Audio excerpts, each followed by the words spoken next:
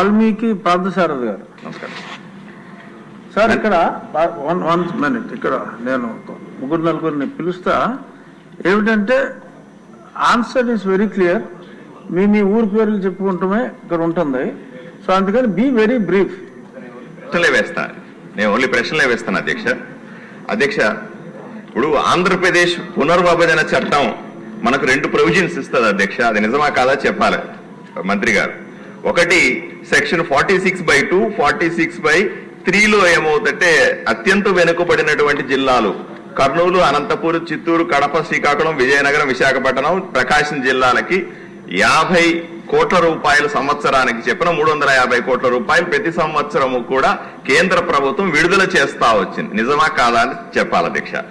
రెండవది, దీంట్లో పంచాయతీ రోడ్లు, తాగునీరు, బోర్వెల్స్, నీటిపారుదల లేదా ఎమర్జెన్సీ వర్కులు చేసుకునే ప్రొవిజన్ ఉందా లేదా అని అడుగుతున్నా అధ్యక్ష. దీని ప్రకారంగా నేను ఇక్కడ కోట్ చేస్తా ఉన్నాను అధ్యక్ష. 29 జూలై 2024 లోక్సభలో కేంద్ర ఆర్థిక సహాయ మంత్రి పంకజ్ చౌదరి గారు ఒక స్టేట్మెంట్ ఇచ్చారు అధ్యక్ష. ఇది నిజమా కాదా వెరిఫై చేయాలి. 1750 కోట్ల రూపాయలు ఆంధ్రప్రదేశ్ కు మేము విడుదల చేయాల్సి ఉంది, విడుదల చేశాం. కానీ 1049 కోట్లకు మాత్రమే యుటిలిటీ సర్టిఫికెట్లు ఇచ్చారు అని స్టేట్మెంట్ ఇచ్చారు, లోక్సభలో ఇచ్చారు అధ్యక్ష. ఇది నిజమా కాదు? ఎందుకంటే జగన్మోహన్ రెడ్డి గారి ప్రభుత్వం గత 5 సంవత్సరాల్లో కనీసం కేంద్ర ప్రభుత్వం దగ్గర నుంచి తీసుకున్న డబ్బులకి యుటిలిటీ సర్టిఫికెట్లు కూడా ఇవ్వలేదన్నమాట వాస్తవమా కాదా అని తెలియాల్సిన అవసరం ఉంది అధ్యక్ష. ఇంకొక ప్రశ్న ఉంది అధ్యక్ష. ప్రశ్న మాత్రం ఎక్కువ అడిగారు.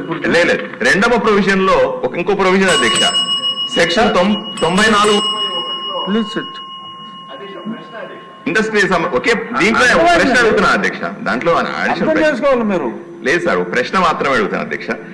దీంట్లో 94/1లో వెనుకబడిన జిల్లాల్లో ఇండస్ట్రియల్ పరిశ్రమలు ఏర్పాటు చేస్తే 15% అలవెన్స్ ఇవ్వాల బ్యాక్వర్డ్ రీజన్స్ అనే ప్రొవిజన్ కూడా ఉంది. గత 5 సంవత్సరాల్లో జగన్మోహన్ రెడ్డి ప్రభుత్వంలో ఒక్క పరిశ్రమకు కూడా ఇటువంటి అలవెన్స్ రాలేదు అధ్యక్ష. అట్లాంటివి ఏమైనా వచ్చినాయా అని మంత్రి గారిని అడుగుతా ఉన్నా అధ్యక్ష. ఇటువంటివి మీరు మీ ప్రశ్నలో వేస్తే బాగుంటుంది ఒరిజినల్ గా. ఇప్పుడు వచ్చి 6, 8 అడిగితే ఎఫ్ఎం గారు ప్రిపేర్డ్ గా ఉండాలి కదా.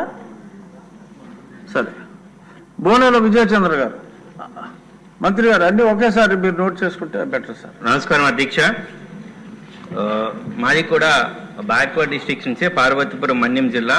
ఇందులో